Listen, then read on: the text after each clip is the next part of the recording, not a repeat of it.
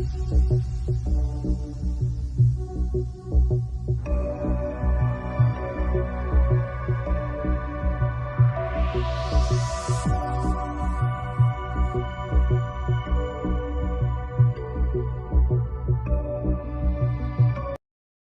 الله.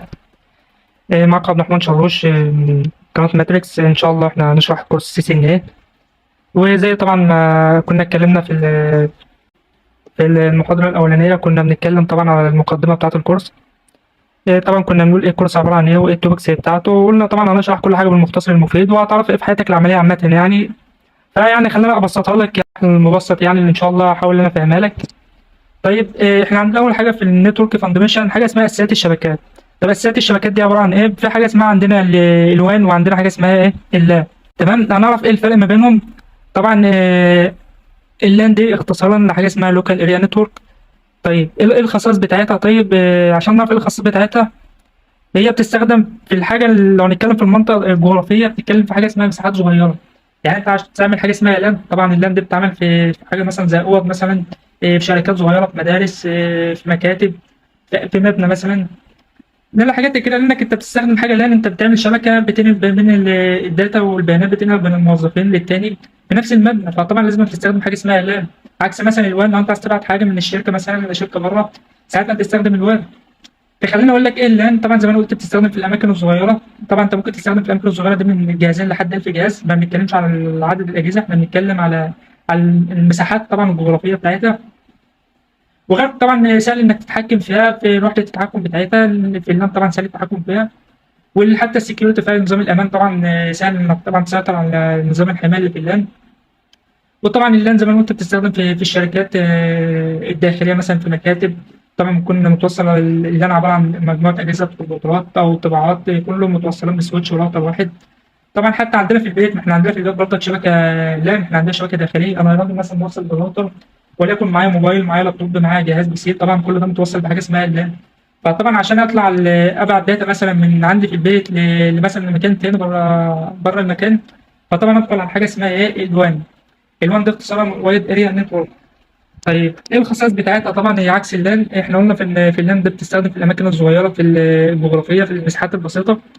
انما الوان بقى طبعا عكس كده. الوان بتستخدم في المسافات الكبيره اللي بتقدر توصل ما بين المدن ببعض، ما بين الدول ببعض، ما بين القارات ببعض. ده الوان.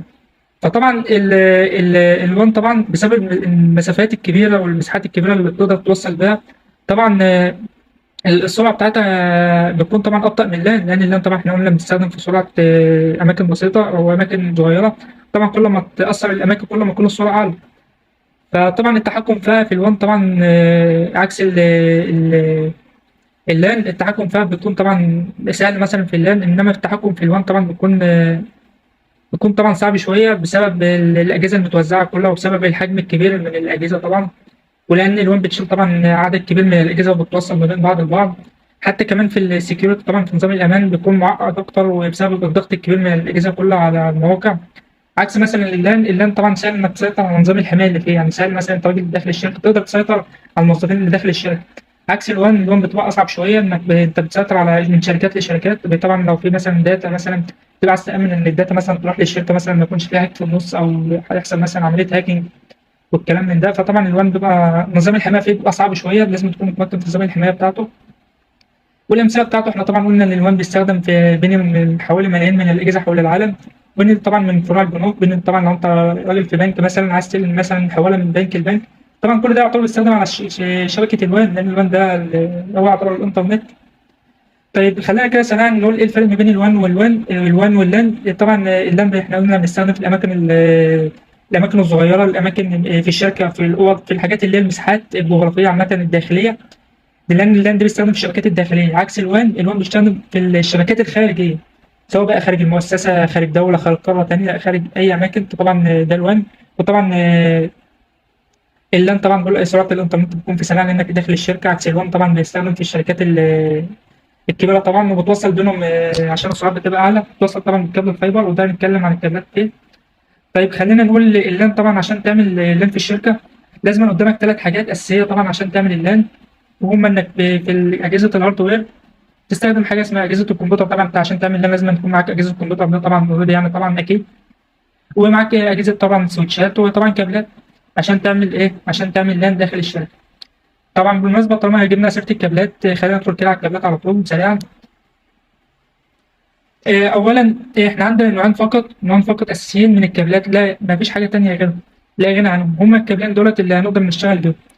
طيب خليني اقول لك نوع ثالث، والنوع الثالث ده يعني يكون نظره عامه، والنوع ده طبعا اتلغى وانقرض خالص، يعني ما عادش ليه استخدام.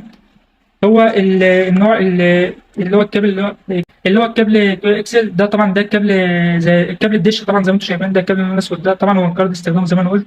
طب هو انقرض ليه؟ كان ايه عيوبه؟ طبعا عيوبه طبعا في إن الكابل ده كان ناشف، بيكون طبعا صعب تمشيه مثلا في الارض، تدخله مثلا من الشباك، وكمان الطرق بتاعته ما ينفعش انها توصل بسويتش، يعني مش طريقه عمليه طبعا انك توصل ده بسويتشات، وطبعا تتني الكابل والكلام ده مش طريقه عمليه لان الكابل ده ناشف. وغير كده كمان كنا الاول كنا بنحتاج حاجه اسمها كونفرتر، ده كونفرتر ده عشان توصل ما بين الكابل ده للسويتش. فخلينا طبعا ما نطولش في الكابل ده، لان الكابل ده احنا قلنا ما عادش موجود خلاص، هو انقرض ما عادش حد بيستخدمه خالص. طبعا اول كابل معانا في اللي هو الكابل الاكثر شيوعا طبعا اللي هو الكابل اليو تي بي، ده زي ما انتم شايفين طبعا زي في البيوت في المكاتب، زي ما انتم شايفين الكابل ده طبعا كلنا عارفينه. وده طبعا بيستخدم في الشبكات الداخليه اللي هي اللان، احنا قلنا بنستخدم في الشركات الداخليه، في اي شركه طبعا بيستخدم اللان. وطبعا مميزات طبعا ان هو سعره رخيص طبعا عن الفايبر، وطبعا مشهور ودول اكثر استخدام ليه. طبعا الكابل ده طبعا لما بتقشره، لما بتقشر الغلاف بتاعه بتلاقي من جوه فيه 8 فردات الوانهم عمليا يعني ثابته ما بتتغيرش، يعني الالوان دي طبعا ثابته زي هي ما بتتغيرش زي ما انتم شايفين. آه، وطبعا الكابل زي ما احنا قلنا فيه 8 فرد، بس كل فرده فيهم بتقوم بضعف الدور عن الثانيه، مثلا في فرد معينه بتكون قويه في الارسال، فطبعا انت لو انت عايز تزود فرده ثانيه طبعا بتزود السرعه بتاعتها اكتر. لذلك بيقول لك ده كابل بينقل مثلا 10 ميجا بالسكند، وده كابل بينقل 100 ميجا بالسكند، وهكذا. المهم ان كل الفلت بتاعته الوانه ثابته وشكل ثابت ما بيتغيرش. طب ايه الفكره، ايه الفكره من الالوان دي بتاعتها، يعني ليه الالوان دي ثابته زي ما هي؟ ان مثلا ببساطه ان لو مثلا وليكن في طرف معين اتقطع واتشال مثلا من الكونكتور بتاعه، فانت هتقدر بمنتهى البساطه زي ما قلت لك هتجيب كونكتور جديد وتوصل بيه بنفس ترتيب الالوان زي ما انت شايف كده قدامك. طبعا انا اعرفك ازاي هتعمل ترتيب الالوان، وازاي هتعمل الكابل، وازاي توصل الكابل ببعض، وطبعا اعرفك ازاي تأرج الكابلات دي. وطبعا زي ما أنا قلت طبعا الكابل ده ليه الوان معينه ثابته ولازم تحفظها ما تتغيرش، هي في كل الكابلات زي ما أنا قلت لك الوانها ثابته. وطبعا زي ما قلت لك الكابلات ده في اللي هو التوست بير، طبعا في كابلات نوع اللي هو الكاتا 5 اسموهم، في نوع كاتا 5 وكاتا 5 اي وكاتا 6. طبعا كل كاتا لهم يعني مثلا كاتا 5 اي بينقل طبعا بسرعه 100 ميجا بير سكند، وكاتا 5 بينقل بسرعه 10 مثلا طبعا ميجا بير سكند، وكاتا 6 طبعا بينقل بسرعه 100 ميجا بير سكند، وهكذا. طيب خلينا كده ندخل بقى على الكابل الفايبر اوبتكس. طيب طبعا احنا معظمنا عارفين يعني ايه كابل فايبر، وطبعا انا هشرحه. طبعا الفايبر ده مصنوع من الالياف الضوئيه عشان بينقل لك البيانات بسرعه الضوء، لان السرعه بتاعته بتمشي بسرعه الضوء، عكس الكابل اليو تي بي طبعا اللي كان بيمشي طبعا بسرعه الكهرباء طبعا، وطبعا سرعه الضوء بيبقى اسرع وعمل اكتر. فطبعا الكابل ده عشان تبقى عارف مش معمول عشان يوصل بين اجهزه الكمبيوتر العاديه، بين جهاز كمبيوتر بسويتش براوتر والكلام ده داخل الشبكه، لانه مش مطالب انك يعني تستخدم اجهزه ثانيه تستخدمها من فيها الكابلات الفايبر. لا الكابلات الفايبر دي بنستخدمه في الاجهزه اللي هي الخادمه، زي الاجهزه اللي هي الخادمه، الاجهزه الكبيره زي السويتشات، زي الرواتر بتاع الشركات، زي السيرفرات. ده اكتر الاجهزه الخادمه اللي هتشوف في اي شركه عامه، لو تشتغل في اي شركه طبعا الاجهزه دي هتشوفها هي اللي متوصله بكابل الفايبر. ولان الاجهزه دي طبعا بتحتاج نقل بيانات بسرعه عاليه جدا، لذلك الكابل الفايبر ده بيجي بسرعه الضوء. طبعا ولان الاجهزه دي طبعا بتخدم على كل اجهزه الشركه، فبتكون محتاجه كابل زي ده، وبالتالي بيكون عليها ضغط. فالفتحات العاديه في الاجهزه دي سرعتها ما تستحملش ناس كتير، انا عاوز مثلا فتحه اسرع بكتير عشان يقدر يستحمل نقل البيانات. عشان كده الاجهزه الخادمه دي بقى بيجي معاها بعد كده بتيجي معاها فتحات متخصصه ليها اللي هي كابل الفايبر. تبقى قلنا الاجهزه دي بتيجي معاها حاجات متخصصه، الفتحات بتاعتها بتيجي معاها متخصصه للفايبر فقط. عشان ليه؟ عشان نقدر نوصل بقى طبعا كابلات الفايبر تقدر تنقل البيانات بسرعه عاليه زي ما احنا قلنا بسرعه الضوء. يعني مثلا بتنقل بسرعه عاليه جدا، مثلا لا تقل عن 10 جيجا بير سكند، يعني الوقت ال 10 جيجا تقريبا بنتكلم في 10 اضعاف افضل كابل موجود عندنا. ده طبعا في الفتحه الواحده، وكمان الكابلات الفايبر دي معموله طبعا عشان تنقل مسافات طويله زي ما احنا قلنا. ولان الكابل ده التاني اللي اتكلمنا عليه اللي هو اليو تي بي ده الاكثر استخداما، وده طبعا بيستخدم في المسافات اللي احنا قلنا المسافات اللي هي القصيره زي البيوت، زي الشركات الداخليه، المدارس، المؤسسات الحكوميه الداخليه. وطبعا ده اقصى سرعه عليه هو 100 متر، يعني اقصى سرعه عليه هو 100 متر فقط، وبعد كده الاشاره بتقطع، يعني الكابل ده اخره يوصل ل 100 متر وكده طبعا الاشاره بتقطع. عكس طبعا الفايبر، لكن الفايبر طبعا بنستخدمه في الفروع ما بين الدول ببعض، ما بين الشركات ببعض. طبعا كابل الفايبر بيبدا السرعه بتاعته من 500 متر لحد 80 كيلو متر. احنا قلنا الكابل اليو تي بي بيستخدم اخره فقط 100 متر وبعدين يقطع، لكن الفايبر بيستخدم بدايه من 500 متر لحد 80 كيلو متر. عشان كده زي ما احنا قلت الفايبر بيستخدم طبعا في البلد من بعض، بتربط بين شركات ببعض، بين دول ببعض. وطبعا كابل الفايبر ده طبعا في منه نوعين هم اللي شبه بعض عامه يعني. اول نوع هو المالتي مود، وثاني نوع سنجل مود. المالتي مود ده بيستخدم في الاتصالات اللي هي القصيره طبعا، وده طبعا ليه استخدامه معين. والسنجل مود ده طبعا ده بيستخدم في الاتصالات اللي هي الطويله طبعا، وده الافضل وده الاكثر استخداما. وغير كده كمان كابل الفايبر السمك بتاعه زي ما انت شايف كده، السمك بتاعه عامل زي الشعره كده، زي شعره الصندوره. طبعا الشعره دي هي اللي بتقوم شركات كبيره، وهي اللي بتقوم دول ببعض، يعني انت الشعره اللي انت شايفها دي هي اللي بتقدر تقوم بين دول ببعض وشركات ببعض. كمان الشعره الواحده دي طبعا الضوء هو اللي بيمشي فيها، زي ما انت لو حضرتك شايف في الصوره ده الضوء اللي بيمشي داخل الشعره، اللي هو الضوء اللي بيمشي فيها اللي هي سرعه نقل البيانات. وطبعا طرق التوصيل بتاعت كابل الفايبر احنا مالناش دعوه بيهم، ده بيبقى لهم ناس متخصصه فيهم طبعا، وده الناس المتخصصه فيهم اللي هم مهندسين اتصالات. احنا مالناش دعوه، احنا تخصصنا بس اللي انا بشرح لك كابل الفايبر ده ليه؟ لانه هو نازل في المنهج الجديد بتاع سيسكو. طبعا المنهج الجديد بتاع سيسكو اول مره تنزل كابل الفايبر في المنهج بتاعها اللي احنا بندرسه ان شاء الله. والفايبر ده طبعا ليه ناس بتدرسه في هندسه اتصالات، احنا مالناش دعوه، احنا بنتكلم احنا في هندسه شبكات، احنا بنعمل حاجات ثانيه متخصصه. اما الفايبر ده ناس بتدرسه في هندسه اتصالات، وزي ما قلت لك السيسكو منزله انك تكون فاهم نبذه عنه طبعا.